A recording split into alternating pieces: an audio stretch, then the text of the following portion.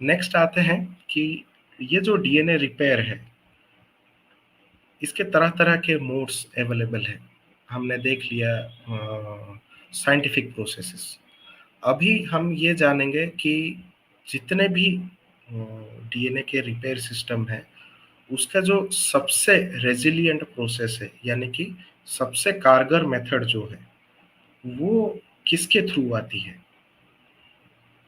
या तो हम ये जानने का इच्छा होगा कि अगर हम अपने कॉन्शियसनेस को और एक स्टेप आगे ले जाकर ये देखें कि हमारे कॉन्शियसनेस के साथ-साथ डीएनए भी क्या रिपेयर हो सकता है? ये भी एक क्वेश्चन है। तो इन दोनों का जो एक निचोड़ है, जब हमने ये रिसर्च किया, सारा चीज़ मैंने बहुत सारे साइंटिफिक पेपर को पढ़ा, फिर 5 पॉइंट हैं, जिसके थ्रू हम ये समझ सकते हैं कि डीएनए आपस में रिपेयर किस-किस के थ्रू हो सकते हैं और डीएनए अपने अंदर कौन-कौन से चेंजेस लेकर आता है। तो पहला प्रोसेस है कि उसी डीएनए के अंदर बहुत सारे ट्रांसक्रिप्शन फैक्टर्स अवेलेबल हैं, जो डीएनए के अंदर या तो एमआरएनए के अंदर उसको ट्रांसक्रिप्शन हो या तो रेप्लिकेशन हो, यानी कि डीएनए बनना या तो डीएनए से जो एमआरएनए बनने का प्रोसेस है, उसके अंदर कोई विघटन या तो डिस्टॉर्शन होती है, तो उसको हम रिपेयर कैसे करवा सकते हैं। तो इसके ऊपर काफ़ी सारे साइंटिस्ट ने रिसर्च किया 2014, 2020 ये सब में। तो पाया गया कि जब हम एक फ़ोकस रहकर जब हम मेडिटेट करते हैं, तो उन्होंने 2 ग्रुप्स बनाए।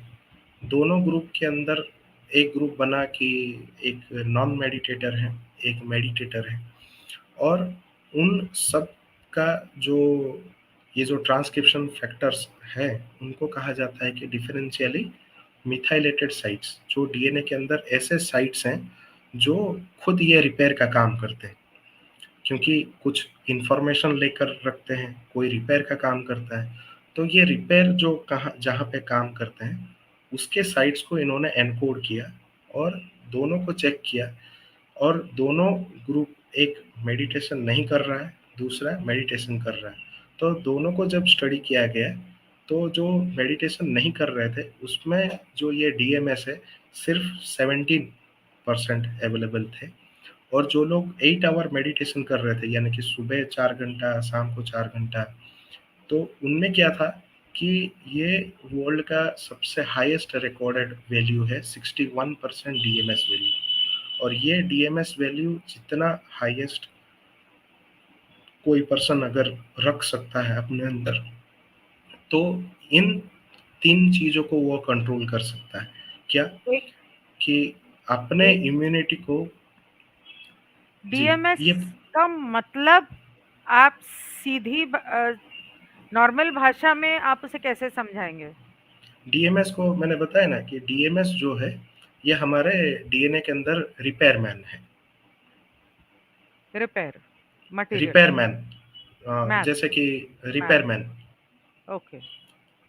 कोई भी चीज़ हमारे घर में खराब हो जाती है तो हम प्लम्बर को बुलाते हैं या तो हाँ इलेक्ट्रिशियन को बुलाते हैं। हाँ। तो डीएनए के अंदर कोई भी रिपेयर का काम है तो यही लोग करेंगे, डीएमएस डीएमएस। तो ओके। ये जो डीएमएस ऐसा काम करता है कि ये डीएमएस अगर किसी भी पर्सन में अगर हाईएस्ट क्वांटिटी में हो, तो ये 3 चीज़ों को वो कंट्रोल कर सकता है। क्या-क्या है? पहला तो है उस सेल, उस बॉडी या तो उस ह्यूमन का सबसे हाईएस्ट इम्यूनिटी रहेगा। सेकंड है उसका एजिंग बंद हो जाएगी।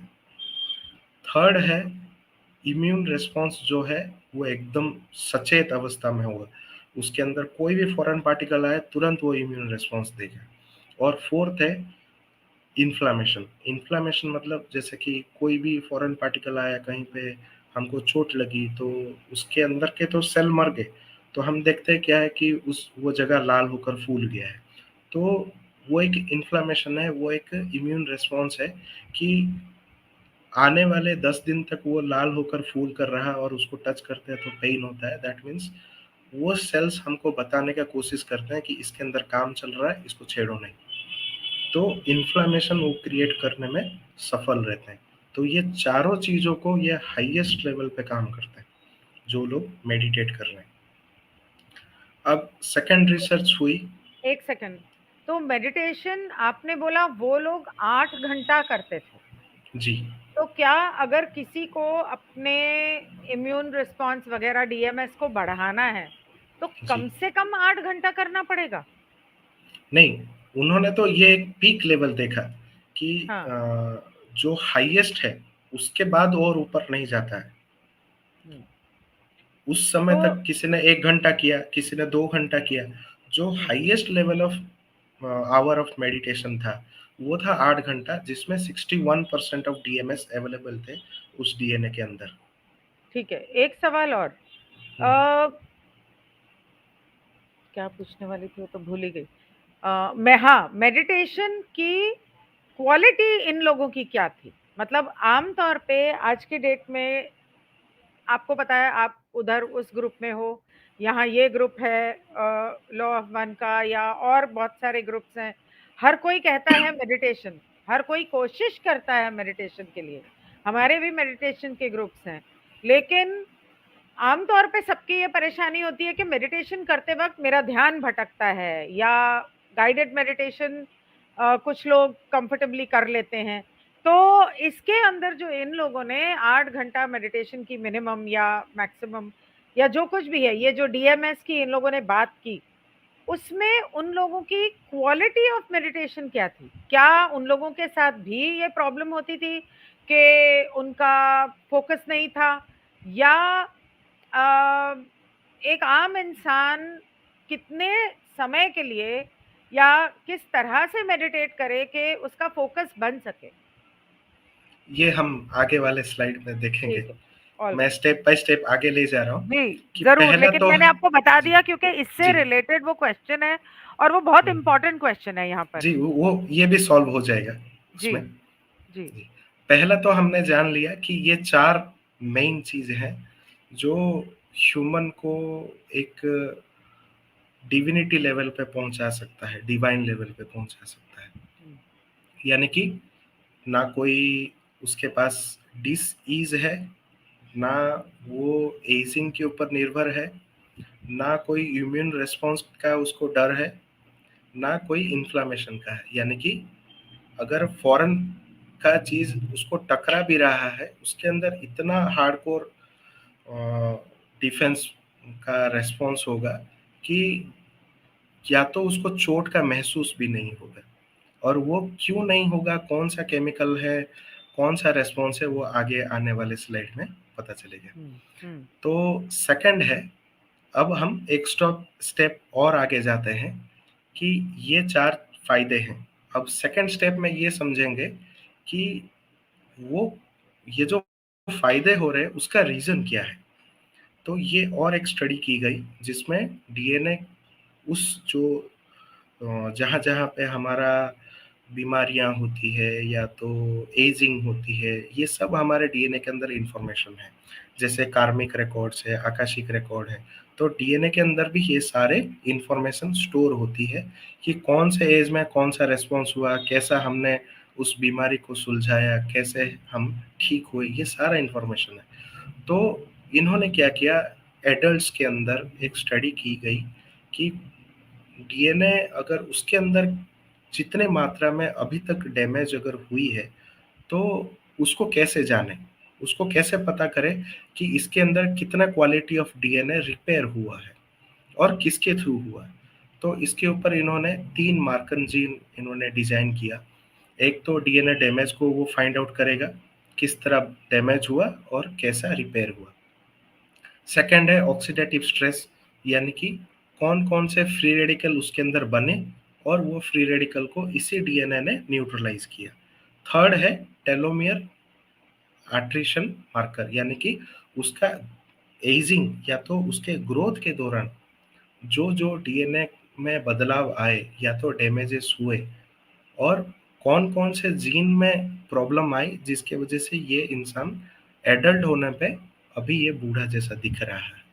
तो इन 3 जीन को जब स्टडी किया गया, तो पता चला कि जब जब वो कोई भी योगा है, मेडिटेशन है, इस टाइप का जो वो प्रैक्टिस कर रहा है, उस पर्टिकुलर एज या तो ग्रोथ साइकिल के दौरान ये 3 जो जीन थे, ये हाईली एक्टिवली काम कर रहे थे। यानी कि ड्यूरिंग योगा और ड्यूरिंग मेडिटेशन ये जो 3 जो जीन थे, ये एकदम पीक लेवल पे काम कर रहे थे। यानी कि उस पर्सन का डीएनए डैमेज बंद हो गया, उस पर्सन का डीएनए रिपेयर बहुत अच्छे तरह से काम करना शुरू कर दिया, और कोई भी सेल के अंदर कोई कितना भी फ्री रेडिकल को हो, उसको वो इजीली एक्सक्रीट भी कर दे रहा था। और थर्ड है, जितना टाइम पीरियड उसने उस हेल्दी लिविंग का, यानी कि मेडिटेशन हो, योगा को वो परफॉर्म कर रहा था, वो समय जो है उसका एजिंग जो है बंद हो गया था। यानी कि वो टाइम और स्पेस को भी वो बाहर जा रहा था, अपने एजिंग को वो फिक्स कर दे रहा था। तो उससे ये पाया गया आउटपुट कि ये जो हमको एजुकेशन के दौरान हो या तो इंफॉर्मेशन के दौरान हो, ये लोग जो हमको डराते रहते हैं कि टीलोमियर जो है ह्यूमन से जा रहा है, उस वजह से ह्यूमन का एजिंग कम हो जाएगा, आपको ये चिप लगवानी चाहिए आने वाले समय में, या तो आपको ऐसा इम्यूनिटी बूस्टर लेना चाहिए, आपका टीलोमियर का ये करना चाहिए। बहुत सारे ऐसे फॉरेन में पैकेजेस अवेलेबल हैं, और वो शायद धीरे-धीरे आने वाले समय में इंडिया में भी वो बिज़नेस करने का उनका प्लान होगा ही कि टीलोमियर आप बढ़ाइए। तो ये आपको पहले से ही इन्फॉर्मेशन दी जा रही है कि आप अगर ऐसे प्रैक्टिसेस को फॉलो करेंगे, जिसके थ्रू आप कोई भी ऑथेंटिक मेडिटेशन को फॉलो करते हैं, उसके थ्रू आप अपने टीलोमियर को बिना किसी चीज़ को बाहरी तत्व लिए हुए आप इस टेलोमेयर को बचा सकते हैं, और एंटी एजिंग को बढ़ावा दे सकते हैं अपने अंदर। तो आपने अभी कहा कि अगर आप ऑथेंटिक मेडिटेशन कर रहे हैं, तो उसी जी, ऑथेंटिक मेडिटेशन के बारे में जानना चाहती हूँ। वो आपने कहा कि आगे अभी आएगा। स्टेप बाय स्टेप हाँ, जानेंगे। हाँ। हाँ, ज़रूर। फिर क्या है कि अभी ये इंडिया में भी काफ़ी जगह आने लगी है ये बीमारी, दिमागी बीमारी है। जैसे कि शॉर्ट टाइम मेमोरी बोलते हैं, या तो एक पर्टिकुलर एडल्ट का एज आ जाने पे, जिसको हम अल्जाइमर कहते हैं, वो सारा चीज़ भूलने भूलने की लगते बीमारी। हैं। और पीटीएसडी है, ऐसे बहुत सारे सिंड्रोम्स अवेलेबल हैं। ब्रेन का सेल को ही अगर डैमेज कर दिया जाए इन सारे होप्स के थ्रू या तो केमट्रेल्स के थ्रू, तो ये सारे बीमारी उसी से होती है। बट हम अगर उसको रिवर्स प्रोग्राम कर सके हुँ। मेडिटेशन के थ्रू, या तो कोई भी हेल्दी प्रैक्टिसेस जो ऑथेंटिक है, तो उसके थ्रू भी हम इसको रीप्रोग्राम या तो रिवर्स प्रोग्रामिंग कर सकते हैं। जैसे कि ये एक साइंटिफिक स्टडी पाया गया कि जब एक ग्रुप थी अल्जाइमर की, और वो लोग वृद्धाश्रम में रह रहे थे, तो उनके अंदर ये स्टडी की गई कि उनके अंदर जो जो जीन्स हैं, अल्जाइमर डिजीज जो हुई है, उनके सारे जीन्स को इन्होंने मार्कर जीन के थ्रू टारगेट किया गया कि कौन सा जीन एक्टिवली काम कर रहा है ये डिजीज क्रिएट करने में। तो ये पाया गया कि ये उसी के ही डीएनए है, लेकिन रिवर्स प्रोग्रामिंग के थ्रू ये गलत आउटपुट दे रहे हैं ब्रेन को, जिसके वजह से ये उन सारे मेमोरीज को वाइप आउट करके भूल रहा है। तो उसको इन्होंने क्या किया कि ये इंसान तो एम्प्टी शेल जैसा है, यानी कि खाली मटके जैसा है, इसको हम अगर मेडिटेट या तो योगा ऐसा कोई भी प्रैक्टिस करवाए, तो इसके अंदर क्या यही डीएनए जो अल्जाइमर को एनकोड करती है, क्या उसका भी हम कोई उसके अंदर चेंजेस देख सकते हैं। तो ये एक साइंटिफिक स्टडी की गई। तो उसके अंदर जब इन्होंने वो प्रैक्टिसेस करवाए, तो ये एक चौंकाने वाली रिपोर्ट आई कि उसके अंदर जो इन्फ्लामेटरी जीन्स थे, जो अल्जाइमर को बढ़ावा दे रहा था उसकी ब्रेन के अंदर, उसको वो डाउन रेगुलेट कर दिया, यानी कि उसका एक्सप्रेशन को ही बंद कर दिया। और उसके अंदर जो इम्यून सिस्टम जीन है, यानी कि जो उस एडल्ट्स के अंदर जो भी बीमारियां थी, जो आजकल देखते हैं कॉमन में, बीपी ये है, डायबिटीज है, उस सब जो कॉमन बीमारी कह देते हैं, उसके अंदर वो सारे बीमारियों के अगेंस्ट में काम करने वाले जीन्स एक्टिव होना शुरू हो गया। अच्छा। अब थर्ड है जो डायबिटीज, जिसका मेन रीजन है इंसुलिन। इंसुलिन भी उसके अंदर प्रोड्यूस होना शुरू हो गया, यानी कि उनको इंसुलिन बाहर से लेना बंद हो गया, और जो उसके अंदर खाने के बाद जो ग्लूकोज बनती है, उसको भी रेगुलेशन करने का वो जीन्स एक्टिवली काम कर रहे थे। और फोर्थ है टेलोमेरेज। जो telomeres enzyme, telomeres telomere DNA capping के थ्रू आती है, वो सबसे हाईएस्ट काम कर रहा था। यानी कि फॉर इंस्टांस जितना दिन वो मेडिटेशन प्रैक्टिस कर रहे थे एल्जाइमर डिजीज वाले, उनका एजिंग भी 43% पॉजिटिवली रिवर्स प्रोग्रामिंग के थ्रू उनका एजिंग बंद हो गया। वाह। अब फिफ्थ आती है उसका रीजन क्या है कि ये सारे जो फायदे उनको मिले, उनका रीजन ये था कि पूरे बॉडी के अंदर ये जो सारे जीन्स अवेलेबल है, उन सबके सेल के जो मेटाबॉलिक प्रोसेस है, उन सब में अल्टरेशन हो गया। यानी कि इससे हम देख सकते हैं एक छोटा सा माइक्रो नानो लेवल का जो डीएनए है, वो पूरा सेल का मेटाबॉलिक प्रोसेस को भी उसने बदल दिया, ऑक्सीडेटिव स्ट्रेस को उसने बंद कर दिया, डीएनए डैमेज होना बंद कर दिया, इन्फ्लामेशन होना बंद हो गया, कैल्शियम जो मियोस्टेसिस है, उसको भी उसने बंद कर दिया। यानी कि जो सेल के अंदर जो कैल्सीफाइंग होती है फ्लोराइड से, क्लोराइड से, जो हम ब्रश करते समय जो ये टूथपेस्ट में फ्लोराइड डालते हैं या तो पानी में क्लोराइड डालते हैं हमारे पीनियल ग्लैंड को कैल्सीफाई करने के लिए, तो हमारे जो सेल भी जो कैल्सीफाई होते हैं, ये तो ब्रेन सेल है पीनियल ग्लैंड, लेकिन जो नॉर्मल सेल है उसके अंदर जो भी कैल्सीफाइंग जो एजेंट्स है, उसको भी वो न्यूट्रलाइज कर रहा है, और टेलोमेरेज एक्टिवली काम कर रहा है, तो एज रिलेटेड भी उसके अंदर न्यूरल चेंजेस आ गए और वो नॉर्मल बिहेव करना शुरू कर दिया। अब फोर्थ आती है कि ये तो रही सारे हमने बीमारियां हैं या तो कोई चीज बंद हो गई है उसको फिर से शुरू करने का है। हम अभी ये देखेंगे कि जो नॉर्मल पर्सन अगर परफॉर्म कर रहा है मेडिटेशन, कोई भी प्रोसेस फॉलो कर रहा है ऑथेंटिक वे में, उसके अंदर कौन से एक सर्टेन जीन है वो एक्टिवली काम कर रहा है, जो उसको एक सुपर ह्यूमन की तरफ ले जाता है, उसको कभी कुछ नहीं होती। तो ये जब इन्होंने जीन्स को एनकोड करके मार्कर जीन के थ्रू फाइंड आउट करने का कोशिश किया, तो पता चला कि जो पर्सन को बाहरी तत्वों में उलझा कर रखने वाले जो डिसरेगुलेटेड जीन्स अवेलेबल है ह्यूमन के अंदर, उन उनको इन्होंने टारगेट किया। उसका नाम है न्यूक्लियर फैक्टर कापा बी, एनएफकेबी शॉर्ट फॉर्म में।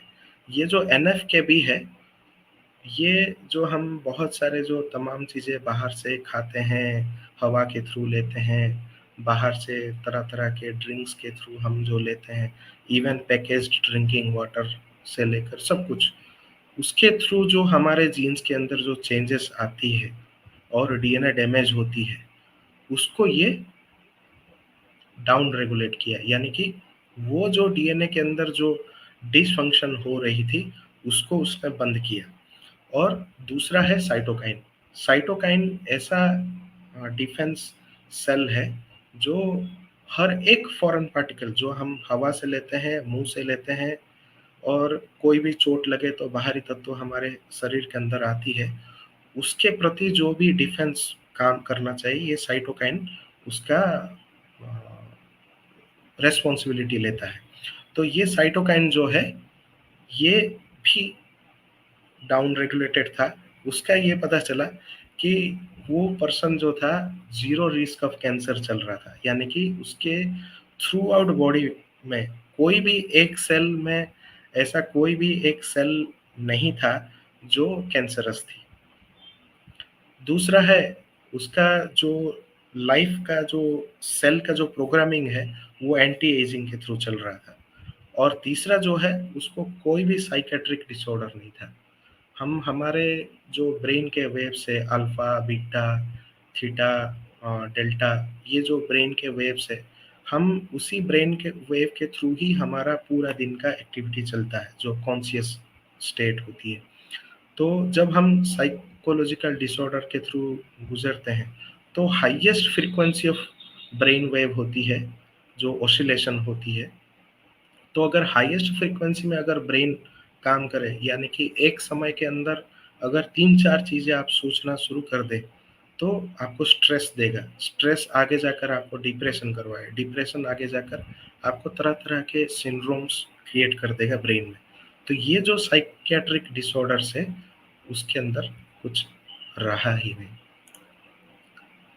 फिर 5th आती है लास्ट जो है, वो है एपिजेनेटिक्स और जीन एक्सप्रेशन। यानी कि हम अपने जीन्स को मेडिटेशन के थ्रू कैसे प्रोग्राम होता हुआ देख सकते हैं। तो इसके अंदर जब स्टडी की गई, एक वास्ट ग्रुप ऑफ साइंटिस्ट है और through out the year from 1994 से लेकर वो लोग इस चीज़ के ऊपर काम कर रहे हैं। तो उन्होंने देखा कि जो लोग ये हेल्दी लिविंग प्रैक्टिसेस कर रहे हैं, नेचुरल लाइफस्टाइल को मेंटेन कर रहे हैं, थ्रू मेडिटेशन है, योगा है, इसके थ्रू जब हम ब्रेन को हम रिप्रोग्रामिंग करते हैं, हायर स्टेट ऑफ कॉन्शियसनेस को जब हम अचीव करते हैं, तो ये देखा गया कि डीएनए मिथाइलेशन उसके अंदर पूरा बंद होना, मतलब कम होना शुरू हो गया। और दूसरा है कि माइक्रो आरएनए लेवल, जो हम एमआरएनए सुनते हैं, उससे भी छोटा एक आरएनए है जो माइक्रो आरएनए है, जो हमारे तमाम छोटी-छोटी चीज़ें जो हमारे ब्रेन को भी नहीं पता चलती है, वो लोग सारे हैंडल करते हैं।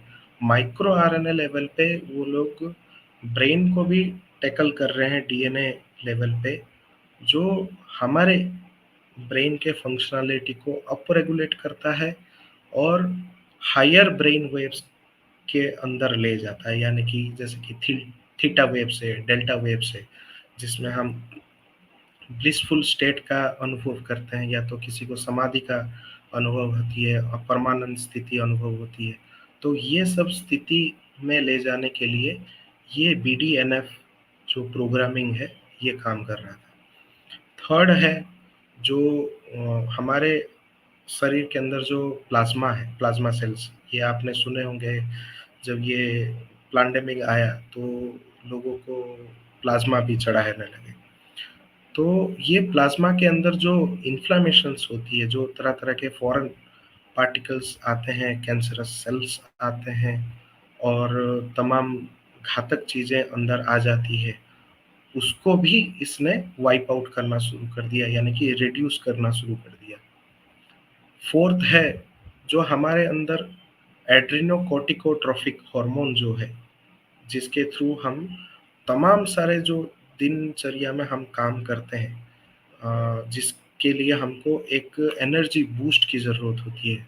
चाहे हम भारी से भारी काम हो या तो दिमाग लगाकर भी कोई भी काम करना चाहे, इसके लिए ये हार्मोन बहुत कारगर होती है।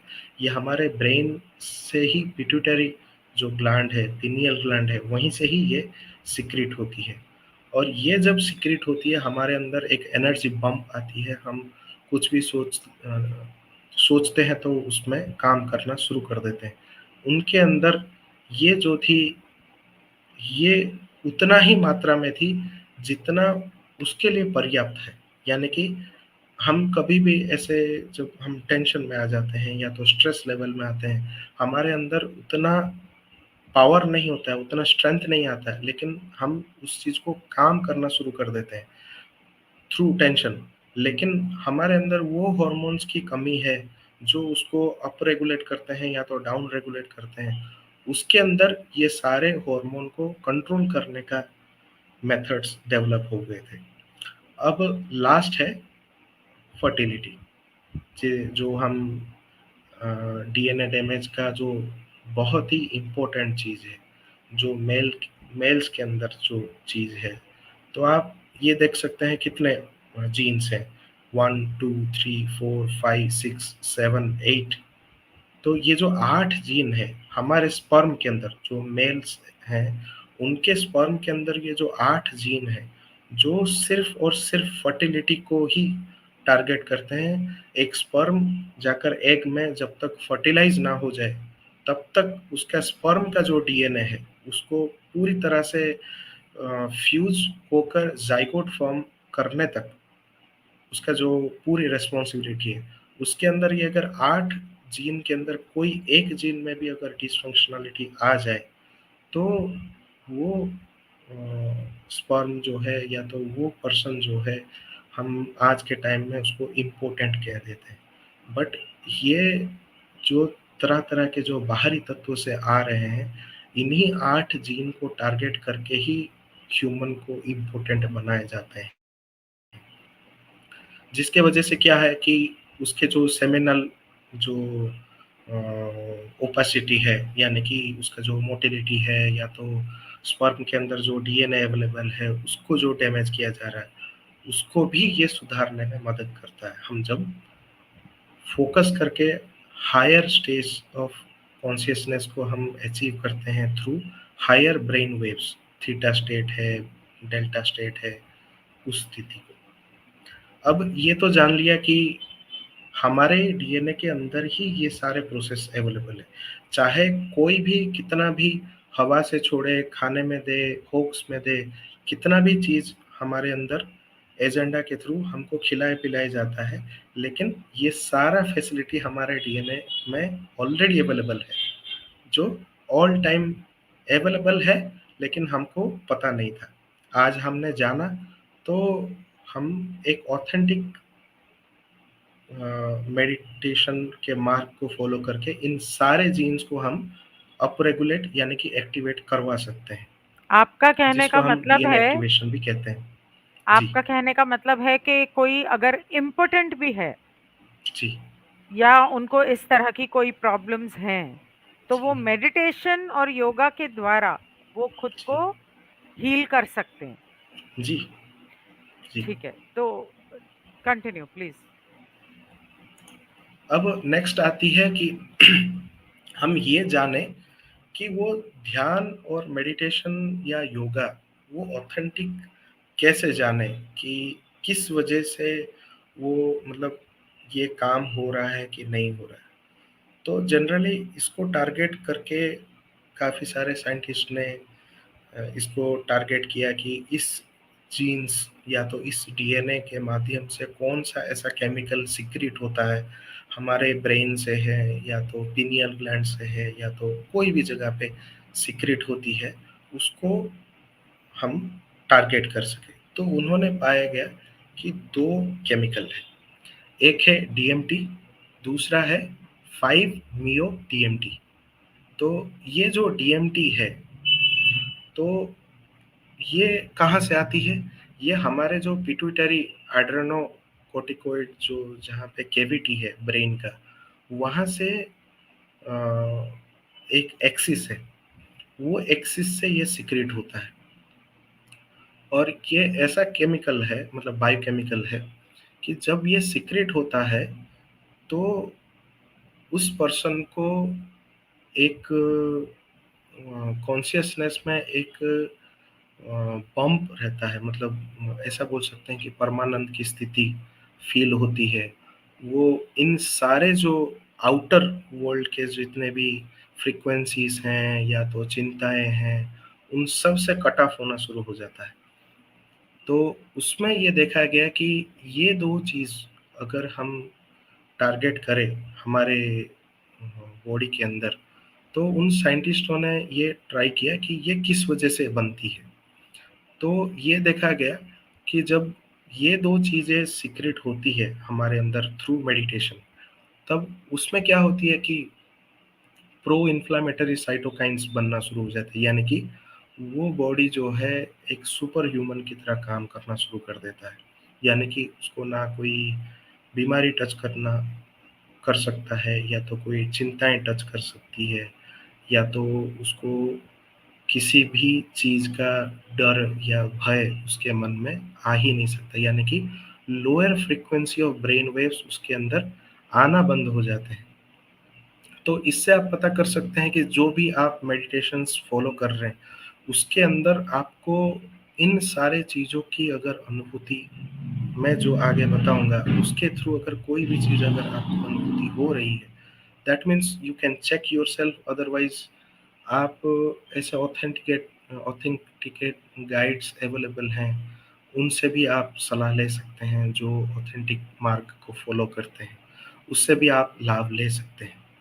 तो नेक्स्ट में हम देखते हैं कि जो केमोकाइन्स हैं, यानी कि अगर पॉजिटिवली काम करे तो वो सेल को एंटी एजिंग के थ्रू एक इनफाइनाइट टाइम के लिए एंटी एजिंग में स्थिर रख सकता है। अगर रिवर्स वे में प्रोग्राम हो जाए तो वो सेल कैंसर बन सकता है।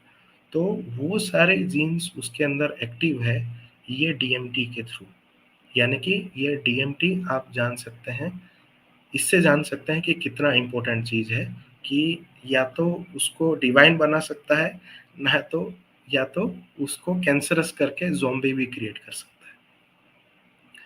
तीसरा है कि उसके अंदर कोई भी ऑटो इम्यून डिजीज़ है, अगर वो अगर ऑथेंटिकेट प्रोसेस, मार्ग, ध्यान शुरू कर दिया तो उसके अंदर ऑटो इम्यून डिजीज़ भी होना बंद हो जाएगा। और ये भी कहते हैं कि मोस्ट ऑफ द चांसेस में ऑटो इम्यून डिजीज़ है जो जीन्स के थ्रू भी ट्रैवल करते हैं, यानी कि अगर फादर को कोई अगर है या तो मदर को कोई है, तो उसके बच्चों में भी वो प्रॉब्लम आ सकती है। तो ये चीज़ भी हम रीप्रोग्राम कर सकते हैं। और लास्ट जो है उसका कि एक्टिवेट्स एंडोजेनस न्यूरोट्रांसमीटर्स। अब ये जानने वाली बात है कि जो ये डीएमटी हमारे ब्रेन के जो पिट्यूटरी कैविटी है, जहाँ पे पीनियल ग्लैंड सेफली स्थिर रहता है, वहाँ से क्या होती है कि बहुत सारे न्यूरो ट्रांसमिशंस 24 आवर्स काम करती है, even though that person is sleeping. तो इससे पता चलता है कि आप किसी भी मोड में हैं, या तो कॉन्शियस में हैं, अनकॉन्शियस है, या तो सबकॉन्शियस है। तीनों जगह पे ये डीएमटी की वजह से वो ऑल टाइम एक अल्टर्ड हायर कॉन्शियसनेस के स्थिति में रहेगा। उसको आने वाली समय, अभी का समय और पास्ट, तीनों में कोई फ़र्क ही नहीं है। वो स्थित प्रज्ञ होकर तीनों चीज़ को कंट्रोल कर सकता है। अब इसमें ये देखते हैं कि इसमें एजेंडा क्या है, कि ये तो कोई भी सुनकर चाहेगा हम डीएमटी तो सीक्रेट करवा ही लेंगे, लेकिन इसमें भी एक एजेंडा है कि हमको ये जो कॉमन बीमारियों के नाम पे ब्रेन के अंदर प्रोग्रामिंग डाल दी जाती है कि ये कॉमन कोल्ड है या तो ये कॉमन बीमारियां हैं, ये कोई कॉमन नहीं है। ये एजेंडा के थ्रू हमारे ही सोसाइटी में लाई जाती है, और इसको प्रोपेगेट करते करते करते करते इसके जो जो पैंडेमिक के जैसे वेरिएंट्स आए, कोई BA2 है, कोई CA2 है, इस टाइप का। तो यही सारे बीमारियों को लाकर हमारे अंदर प्रोग्रामिंग कर दी जाती है कि ये तो भाई कॉमन है। तो ये साइंटिस्टों ने पता किया कि कौन सा कॉमन चीज़ है जिसके थ्रू ये डीएमटी को ह्यूमन के अंदर सीक्रेट होने से बचाया जा रहा है। तो उन्होंने पता किया, तो एक है ई कोलाई, जो सबसे कॉमन बैक्टीरिया है, और दूसरा है एक वायरस है, वो है इन्फ्लुएंजा वायरस, जिसको हम कहते हैं कि कॉमन कोल्ड, यानी कि साल में 2 बार तो वो इन्फेक्शन करेगा ही करेगा। तो ये नेचुरल नहीं है, ये उन लोगों का बना के फैलाया हुआ है, आप कह रहे हो? जी, जी। वाओ! तो ओके। इन साइंटिस्टों ने जब रिसर्च किया तो पता किया कि ये एक बैक्टीरिया है, ये एक वायरस है, जिसके वजह से ह्यूमन के अंदर डीएमटी का सिक्रेशन जो है सबसे लोएस्ट लेवल, या तो उसके अंदर होगा ही नहीं। इस चीज का अच्छा। इन्फेक्शन इसके अंदर ऑल टाइम रहती ही रहती है। यानी कि किसी का भी आप गट चेक करो, गट बैक्टीरिया, उसके अंदर ई कोलाई होगा ही होगा।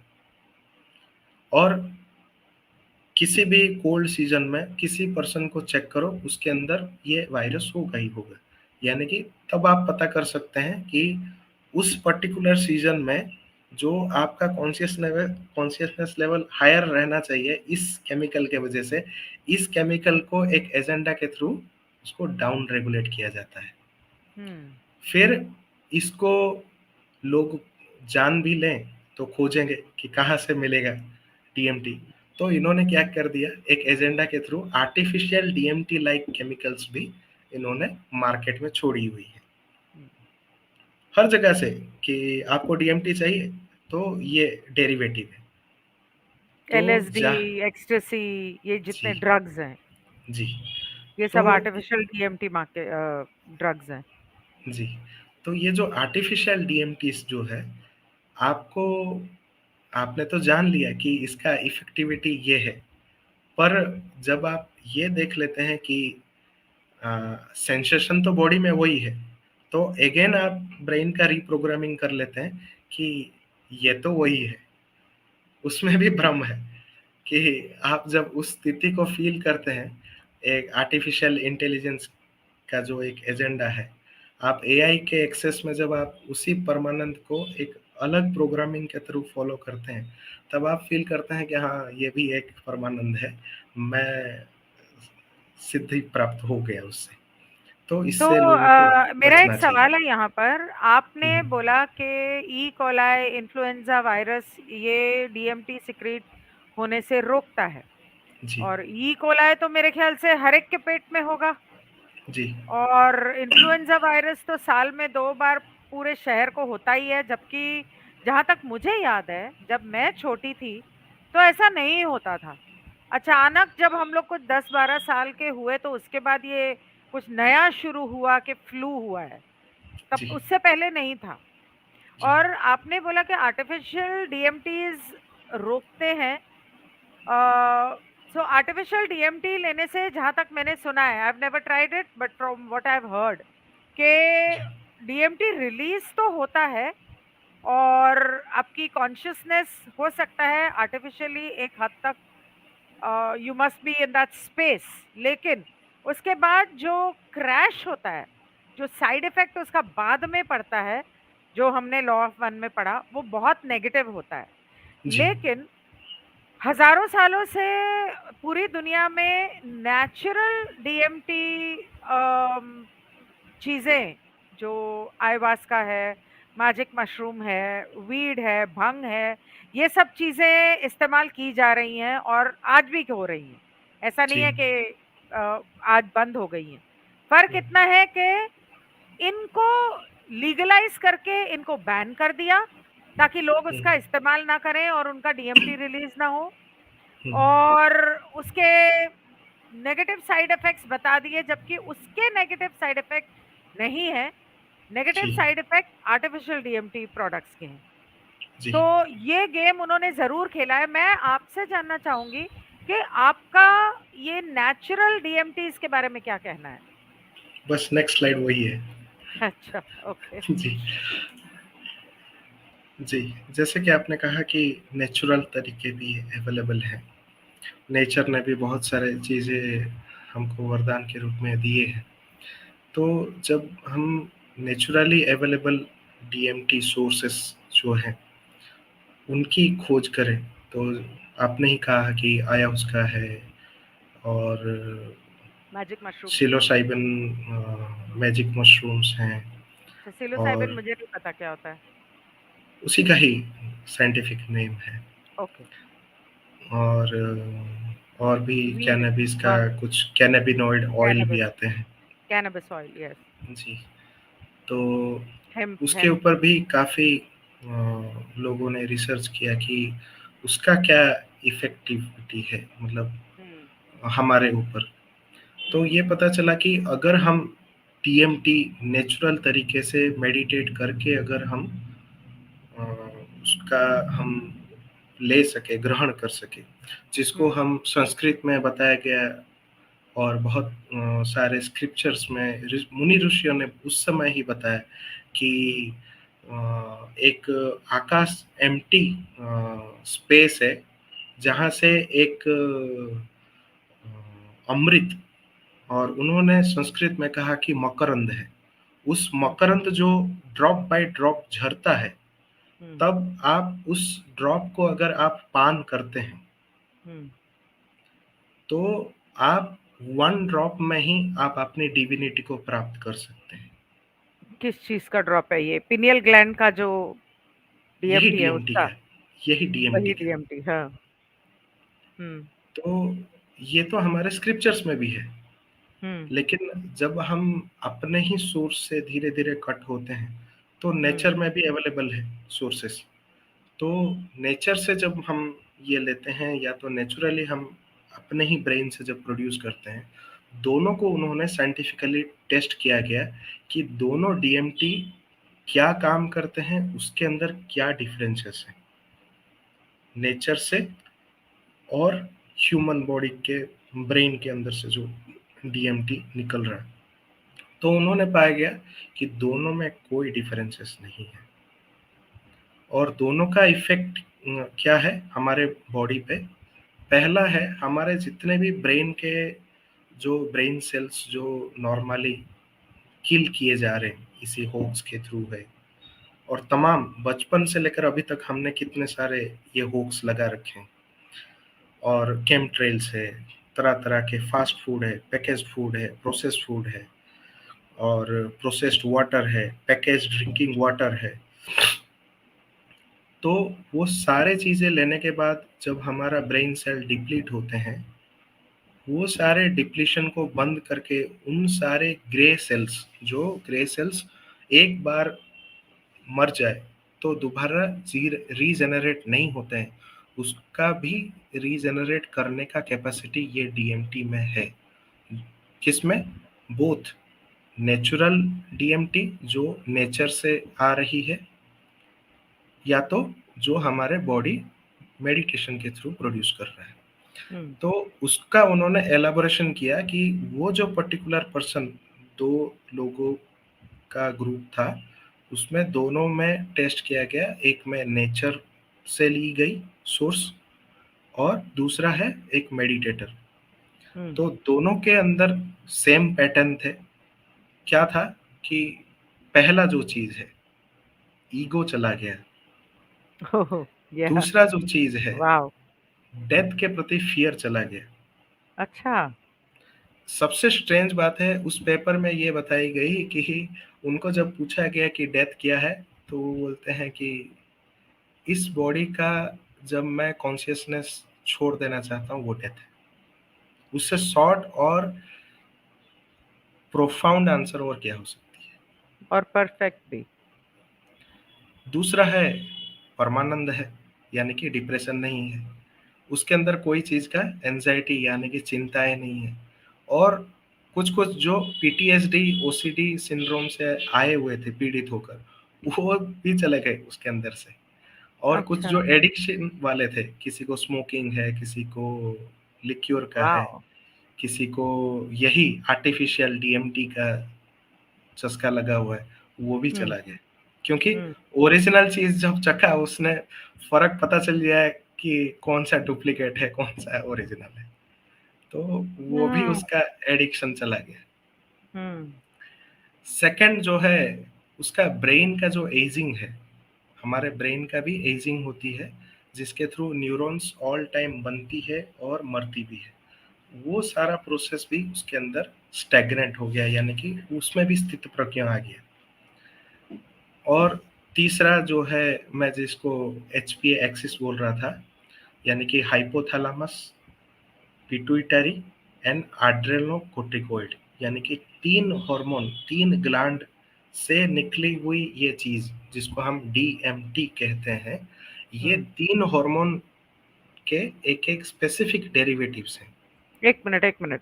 हाइड्रोथैलेमस ना ना, थायरॉइड हाइपोथैलेमस, हाइपोथैलेमस हाइपोथैलेमस, वो पिट्यूटरी। थायरॉइड ग्लैंड हुआ। हाँ थैलेमस मतलब ये थायरॉइड ग्लैंड हुआ, राइट?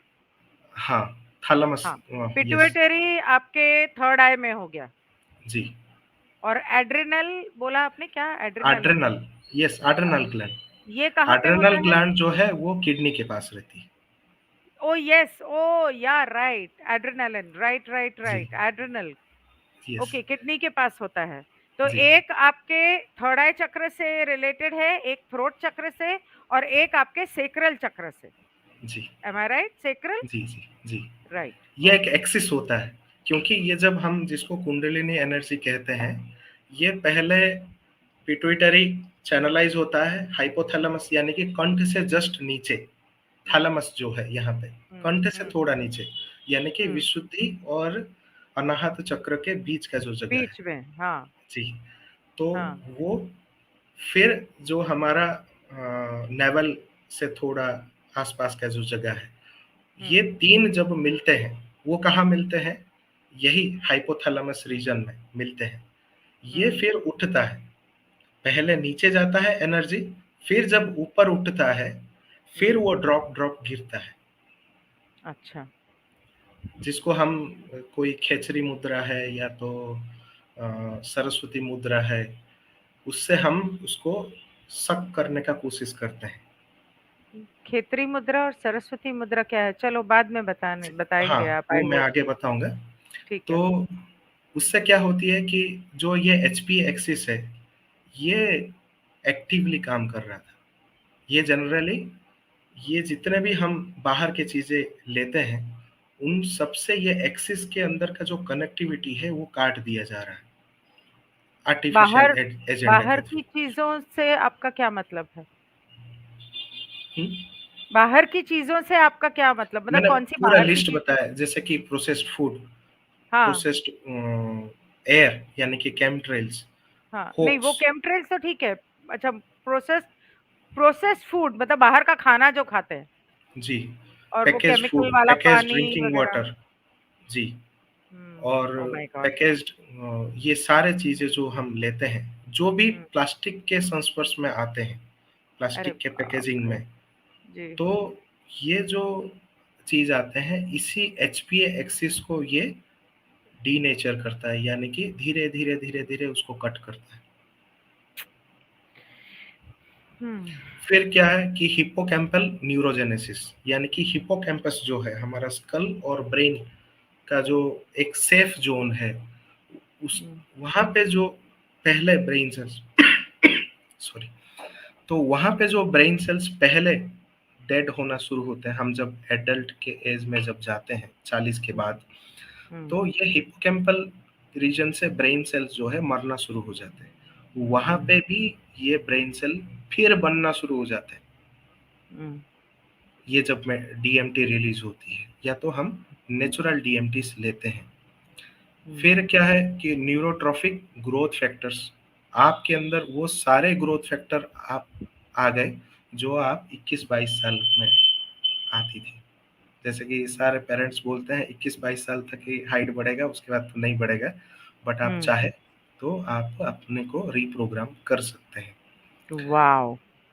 फिर जो न्यूरोप्लास्टिसिटी आ जाती है कि हम ये एज में ये बीमारी होगी, ये हमने इतना मेहनत किया है, इतना स्ट्रेस होगा, तमाम तमाम टाइप के जो हमने ब्रेन में ही जो अपने को खुद को प्रोग्राम हमने कर दिया है, वो उसको कहा जाता है न्यूरोप्लास्टिसिटी, यानी कि अपना खुद का प्रोग्राम हमने तमाम बिलीफ सिस्टम से जो खुद को बांध कर रखा है, उससे भी हम मुक्त होना शुरू हो जाते हैं। और सिनेप्टोप्लास्टिसिटी यानी कि ब्रेन जो खुद को प्रोग्राम करता है इसी सारे केमिकल को ले लेकर, जब वो सोचता है कि अब मैं क्या ही करूं, वो लाचार होकर खुद जब ब्रेन सेल्स डेड होना शुरू कर देते हैं, वो भी खुद को रिप्रोग्राम कर सकता है। तब पाया क्या क्या कि एक जीन जो है, जो मैं लास्ट टाइम बोल रहा था कि जंक डीएनए है, उसी जंक डीएनए में से एक जीन जो है SLC 646A4 serotonin transporter gene जो है, ये हाईएस्ट लेवल में काम करता है जब डीएमटी रिलीज होती है बॉडी में, या तो डीएमटी हम बाहर से लेते हैं तो ये जीन क्या करता है, ये सारे प्रोसेस को रेगुलेट करता है, और वो एक कमांड देता है सारे सेल्स को कि अब जो है डिवाइन का जीन आ गया है काम करना, अब आप ऑटो पायलट पे चलो, ये एक जीन कंट्रोल करेगा। अच्छा। हम्म। तो ये क्या करता है, ये तमाम सारे सेल्स जो हैं थ्रू आउट द बॉडी, उन सब के अंदर जो ये डोरमेंट पड़ा हुआ है ये जीन को, वो एक्टिवेट करना शुरू कर देता है। और जो बाकी जो फंक्शनल जीन्स जो हमारे बॉडी में काम कर रहे थे अभी तक, हम जो तरह तरह की चीजें खाते हैं, सूंघते हैं, बॉडी को खुद को प्रोग्राम करते हैं, वो सारा जीन्स बंद होना शुरू हो जाता है।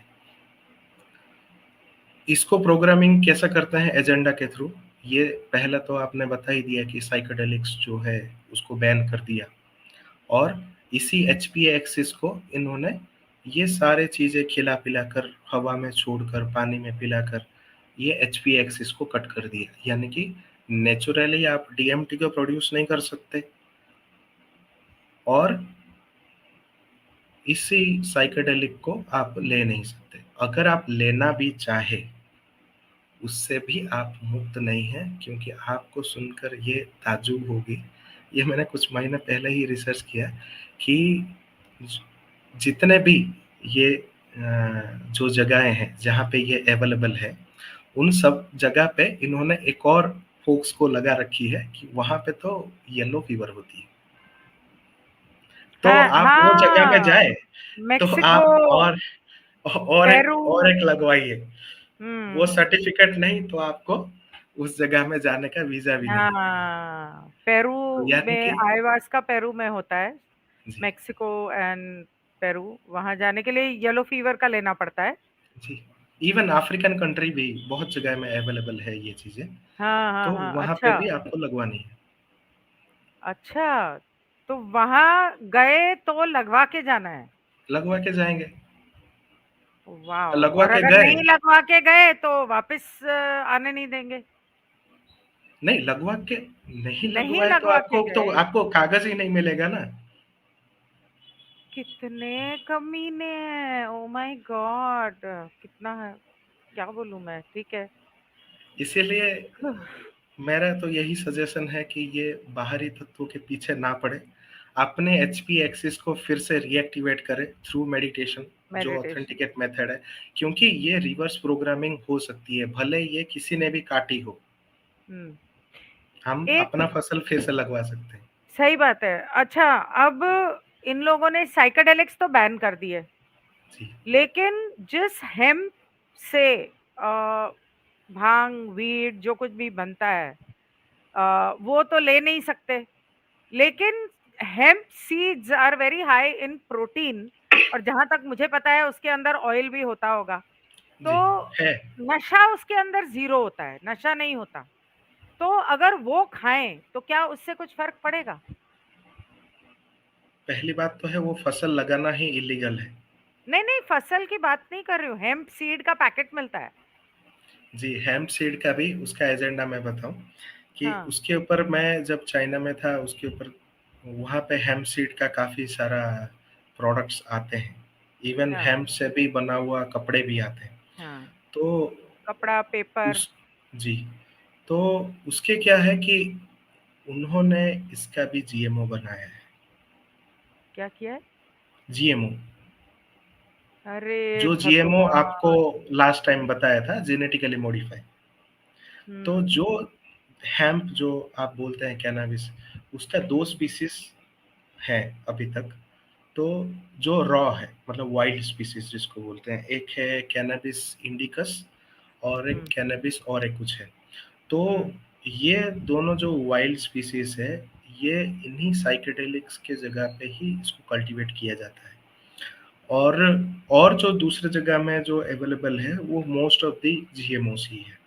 यानी कि आप कितना भी लगाओ, कितना भी फूको, आपको बस थोड़ी बहुत नशा होगी, आपका हेल्थ ही बिगड़ेगा, क्योंकि उसका जेनेटिक्स को बदल दिया गया है। और आपको लगेगा कि मैं तो गया परमानंद में, लेकिन उसका लंग्स वंग्स सब उड़ गया होगा। तो अच्छा, बेटर है कि आप ये सब चक्कर में ना रहे। तो बेसिकली शहरों में जो मिलता है वो जीएबो है, जी, और जो ओरिजिनल है या वाइल्ड है वो पता नहीं अब कहाँ ही मिलता होगा। अगर आप ट्राइबल रीजन को एक्सेस करते हैं, जिसको इन्होंने नक्सलाइट या नक्सलिज्म को इन्होंने हाँ, हाँ, ह हाँ, हाँ। मतलब मणिपुर, असम, उत्तराखंड, मणिपुर, असम, उड़ीसा। उत्तरांचल। जी, अच्छा, उड़ीसा में भी होता है? जी, जी। हिमाचल, उस जगह पर होता है। तो मैं तो वहाँ से एक सीड्स का पैकेट लाई थी क्योंकि वो लोग बोल रहे थे कि इसकी चटनी बड़ी अच्छी बनती है। वो पड़ा है वैसे का वैसा, मैंने तो कभी एक खा के भी नहीं देखा। उसका चटनी अच्छा लगेगा बट उसका कोई डिवाइन फ़ायदा तो है नहीं। मतलब उसका डीएमटी पे कोई असर नहीं होता? ना, ना। उल्टा आपका शरीर को नुकसान करेगा क्योंकि उसका जेनेटिक्स को इन्होंने रिप्रोग्राम किया हुआ। नहीं, लेकिन ये तो मैं वाइल्ड लेकर आई हूँ, गाँव का है।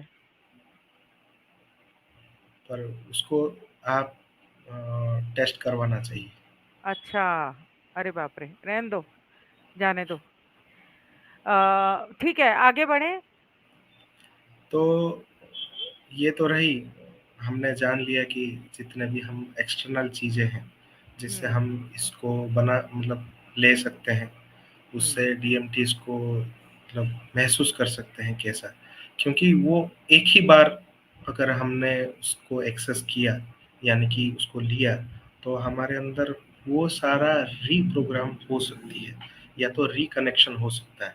अदरवाइज़ अ, क्या है कि हम अगर अपने एचपीए एक्सिस को अगर रिकनेक्ट कर दें थ्रू मेडिटेशन, तो वो तो किसी एक्सटर्नल चीज़ का ज़रूरत है नहीं। मेडिटेशन तो ठीक है, लेकिन जैसे आपने बोला कि एचपीए को ब्लॉक किया जाता है या कैल्सिफाई रादर किया जाता है, तो उसको डीकैल्सिफाई करने के लिए कुछ ऑर्गेनिक सब्सटेंसेस कुछ तो होंगे। जो डिकैल्सिफ़ाई करने का जो एक विधि, जो मैंने फर्स्ट टाइम आपके ही प्रोग्राम, जो मतलब आपको ग्रैटिट्यूड जाता है, प्रवीण जी को ग्रैटिट्यूड जाता है, जब मैं इसी अप्रैल के महीने में आपका ही प्रोग्राम फर्स्ट टाइम देखा कि अवेकनिंग क्या है। तो अब तक आपने डीएनए के बारे में बताया, आपने बताया कि होक्स की वजह से जो लेते हैं, तो उसकी वजह से डीएनए को कैसे इम्पैक्ट होता है। अब आपने ये भी बता दिया कि मेडिटेशन के द्वारा आप अपने डीएनए को रिचार्ज या अपचार्ज कर सकते हैं। तो रीप्रोग्राम कर सकते रीप्रोग्राम, यू मीन टू से कि रीप्रोग्राम हो सकता है। हैं। जी। ओके। तो उसके अलावा जब आप मेडिटेशन करते हैं, रीप्रोग्राम करते हैं, तो हाउ डू आई से दिस, अभी किसी इंसान ने अपने आप को क्लीन करने के लिए या डिटॉक्स करने के लिए, कुछ भी करने के लिए चलो मेडिटेशन कर लिया। किसी वजह से उसे छोड़ना पड़ा या वो नहीं कंटिन्यू कर पाया, तो अगर साल डेढ़ साल बाद अगर वो दोबारा मतलब क्या वो ग्राफीन ऑक्साइड या एस प्रोटीन का असर उसके अंदर दोबारा नज़र आएगा या वो नहीं आएगा, निकल जाएगा? नहीं आएगा। नहीं आएगा, नहीं आएगा। तो क्योंकि वंस जब डीएनए रिप्रोग्राम होना शुरू करता है, जैसे मैंने आपको स्लाइड के अंदर दिखाया है, रिपेयर मैकेनिज्म कैसे काम करता है। रिपेयर मैकेनिज्म वो ये नहीं करता है कि भाई ये पार्ट खराब है, तो इसके ऊपर सरकार जैसे रोड के ऊपर प्लास्टरिंग करते हैं। पूरा हुँ, रोड नहीं बनाते हैं, वो प्लास्टरिंग करते हैं। डीएनए हुँ, का ऐसा काम नहीं है। जहाँ पे उसको पता कट कर चला कि देता है। यहाँ पे प्रॉब्लम है, वो पूरा पार्ट को काटता है, फिर जोड़ता है। या तो पूरा पार्ट को कट करेगा, दोनों ओपन एंड से वो बनाता हुआ आकर फिर जोड़ेगा।